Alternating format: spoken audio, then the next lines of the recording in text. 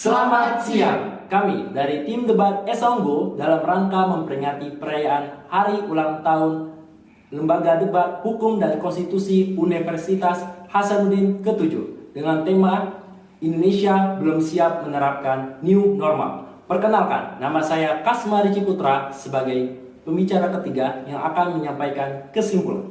Perkenalkan, nama saya Yosi Sinaga sebagai Pro. Saya Amelia Eviliana sebagai kontra. Slogan kami adalah Ayo kita lawan Corona. Indonesia pasti bisa, Tetap semangat. dan jangan lupa bahagia.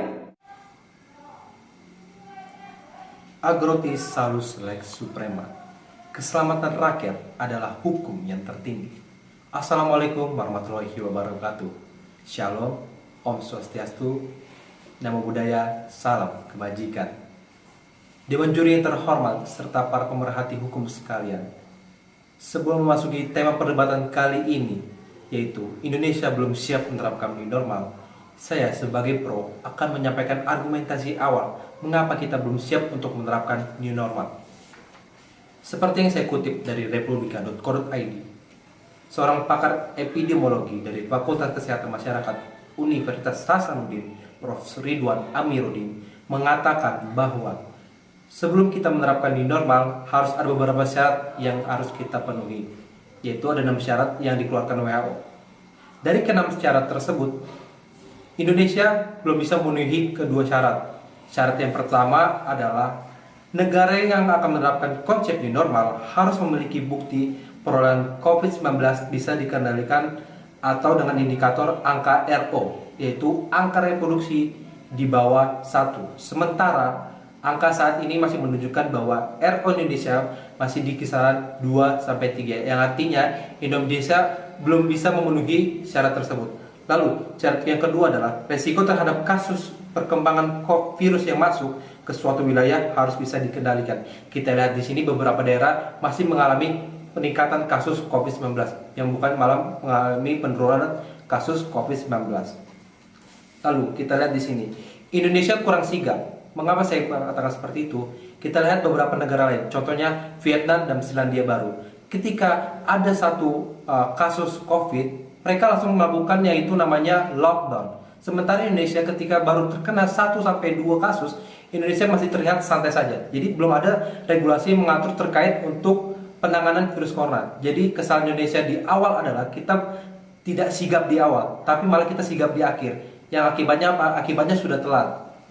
Lalu, yang kedua, yang harus kita lakukan adalah seperti yang dikatakan oleh Direktur Regional WHO, Prof. Kluge, yang mengatakan bahwa negara-negara yang ingin memberlakukan new normal harus bisa memenuhi 6 kriteria. Jika tidak bisa dipenuhi, negara disarankan untuk berpikir ulang kembali atau merencanakan penerapan kembali dan belajar dari beberapa negara lain. Kita ambil contohnya dari beberapa negara lain, yaitu adalah Korea Selatan. Korea Selatan ketika menerapkan new normal baru beberapa hari saja malah mengalami peningkatan, bukan mengalami penurunan. Ya akibatnya apa? Ya akibatnya mereka menutup kembali sektor-sektor tersebut dan mereka kembali menerapkan PSBB.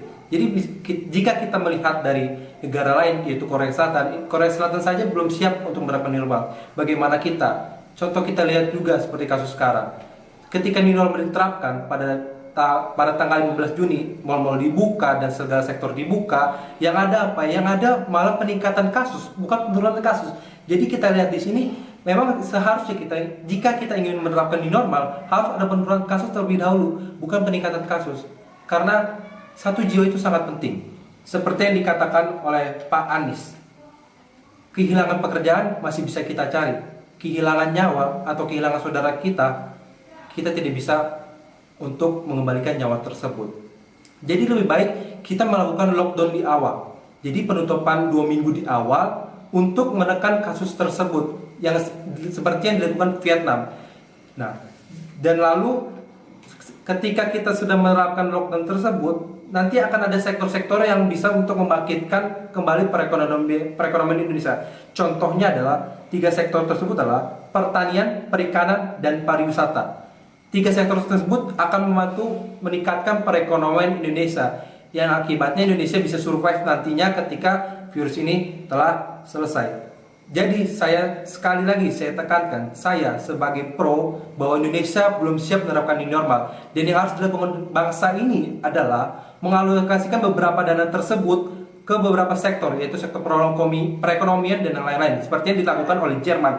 Jerman melakukan pengalokasian dana ke beberapa sektor, yaitu contoh UMKM dan warung-warung kecil. Yang akibatnya apa? Yang akibatnya perekonomian mereka mengalami peningkatan. Jadi itulah yang beberapa syarat yang harus dilakukan di Indonesia. Karena kalau tidak ada pembeda dari antara negara lain, kita sama saja, tidak ada untungnya. Jadi sekali lagi saya tetap pro bahwa Indonesia belum siap menerapkan new normal. Terima kasih. Selamat siang dan salam sejahtera untuk kita semua. Terima kasih atas kesempatan yang diberikan kepada saya.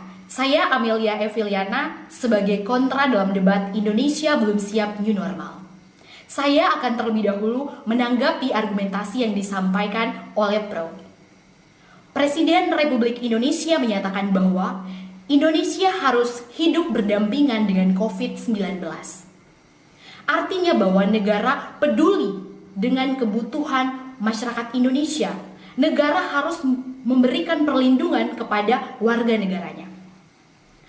Itu pula berkaitan dengan apa yang disampaikan oleh WHO. WHO menyatakan new normal adalah masa transisi di mana pemerintah mulai membuka kembali fungsi kehidupan sosial dan fungsi ekonomi. Indonesia sudah menerapkan new normal. New normal adalah keadaan di mana pembatasan sosial berskala besar dihentikan dan aktivitas sosial dilakukan secara bertahap. Apa saja yang sudah disiapkan oleh Indonesia menuju new normal? Yang pertama, Indonesia telah mengeluarkan surat edaran Kementerian Kesehatan nomor 335 tahun 2020 tentang sektor jasa dan perdagangan, di mana di dalamnya terdapat protokol kesehatan, yakni cuci tangan, hindari menyentuh wajah, pakai masker, jaga jarak, dan isolasi mandiri. Indonesia juga sudah menyiapkan 345 personil gabungan TNI dan Polri untuk terus menangani kasus COVID-19 ini dan menangani penyebaran COVID-19 ini dalam era new normal sehingga berjalan dengan lancar. Apa saja alasan mengapa Indonesia perlu menerapkan new normal? Yang pertama, kita ketahui bahwa Indonesia berada dalam angka perekonomian yang sudah parah. Diketahui pekerja di Indonesia ada 55-77 juta dari 133 juta pekerja di sektor formal. Dan dari komposisi tersebut, krisis yang berciri simultan ini berpotensi menambah jumlah pengangguran di Indonesia sebanyak 3,5 sampai 8,5 juta orang. Peneliti IPS menyebutkan bahwa ekonomi Indonesia berpotensi hanya tumbuh 2,1%, bahkan 0% karena pandemi COVID-19 ini. Ketika pengangguran bertambah, akan mengakibatkan pada pergerakan perekonomian yang lambat karena daya beli masyarakat akan turun dan akan mengakibatkan turunnya PDB. Ketika semua hal ini akan bermuara pada konflik sosial. Apalagi banyak masyarakat kelas menengah Indonesia yang akan bergeser kepada garis kemiskinan yang diprediksi 4,86 juta orang.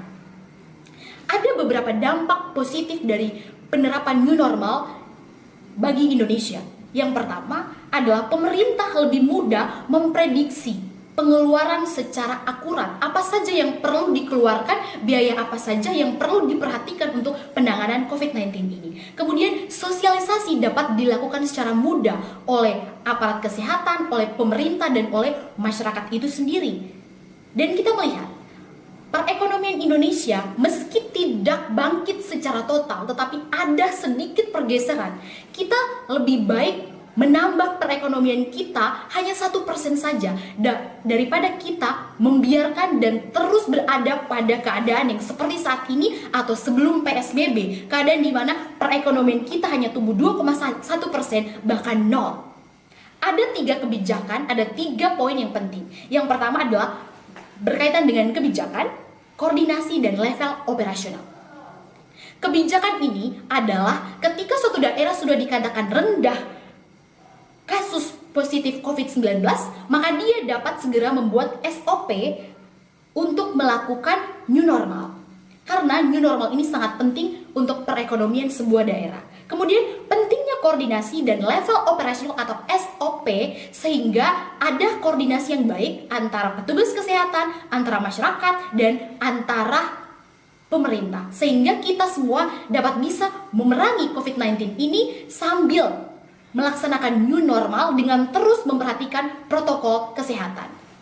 Dan bahwa new normal ini menjadi salah satu cara yang terbaik menurut saya untuk bisa meningkatkan perekonomian Indonesia. Meski kita bergerak cuma sedikit tetapi dapat mengurangi angka pengangguran di Indonesia. Kita harus jaga, tetap mengikuti protokol kesehatan, selalu waspada dan tetap produktif. Selamat siang, salam sejahtera bagi kita semua, terutama Dewan Juri serta pemerhati debat hukum. Saya Kasmari Ciputra sebagai pembicara ketiga yang akan menyimpulkan. Tentu kita melihat pandemi corona menjadi suatu keadaan yang luar biasa. Sebagaimana krisis keadaan Indonesia melanda seluruh daerah. Tidak hanya satu daerah, tidak hanya dua daerah, tidak hanya 3 daerah, namun seluruh daerah merasakannya. Mungkin di daerah lain ada yang tidak mengalami secara signifikan sebagaimana di Jakarta. Namun mereka bukan merasakan tentang perekonomian yang sedang kesulitan, tapi merasakan ada saudara yang sedang kesulitan. Sebagaimana alur perdebatan yang telah dilakukan sebelumnya, pihak pro sudah menyampaikan bagaimana keadaan Indonesia yang sungguh penting kehilangan nyawa. Keadaan kontra yang kehilangan perekonomian, kekuatan perekonomian yang sungguh penting dan genting juga bagi kehidupan. Sebagaimana pihak pro sudah menyampaikan bahwa satu nyawa itu sangatlah penting. Keadaan Indonesia yang menjalani new normal dan lockdown sebelumnya itu menjadi polemik di antara kita. Bagaimana yang seharusnya? Apakah Indonesia sudah pantas untuk melakukan new normal yang seperti kata Pro? Lalu bagaimana mengenai nyawa yang hilang? Yang itu bukanlah sia-sia. Update 20 Juni bertambah 1.226 pasien. Total 45.000 kasus COVID-19 di Indonesia. Bayangkan satu hari 1.000. Bayangkan bila itu 30 hari. Bayangkan itu 3 bulan. Bayangkan itu seterusnya. Berapa banyak orang meninggal. Dan itu akan menjadi penyesalan bagi kita semua. Tentu satu nyawa penting. Bagaimana satu nyawa bisa mempengaruhi Indonesia. Dan itu sangatlah kita harus perhatikan. Sebagaimana pihak kontra sudah menyampaikan krisis ekonomi, keadaan kita yang genting, bagaimana masyarakat akan kelaparan, sebagaimana pengangguran disebutkan 1,3 sampai 8,5 juta orang pengangguran, bagaimana itu akan berdampak keadaan nasional. Tentu itu harus menjadi perhatian kita semua. Ada sebagai analogi di antara pikiran kita semua, apakah kita memikirkan nyawa yang hilang begitu saja walaupun itu satu, atau kita memikirkan banyaknya orang akan kelaparan. Tentu ini merupakan keadaan baru bagi Indonesia, tapi Indonesia tetap maju. Tapi yang menjadi kesimpulan dari pihak pro atau kontra adalah kita harus melihat keseimbangan. Bukan melihat benar atau salah, tapi melihat mana yang lebih baik, mana yang lebih buruk. Kita dekatkan pada yang lebih baik dan jauhi hal yang lebih buruk. Kita harus melihat keseimbangannya.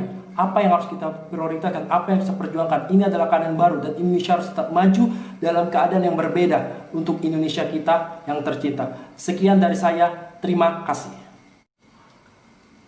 Terima kasih kepada Lembaga Debat Hukum dan Konstitusi Universitas Hasanuddin. Dan tak lupa juga kami ucapkan selamat ulang tahun yang ke-7. Semoga tetap berjaya.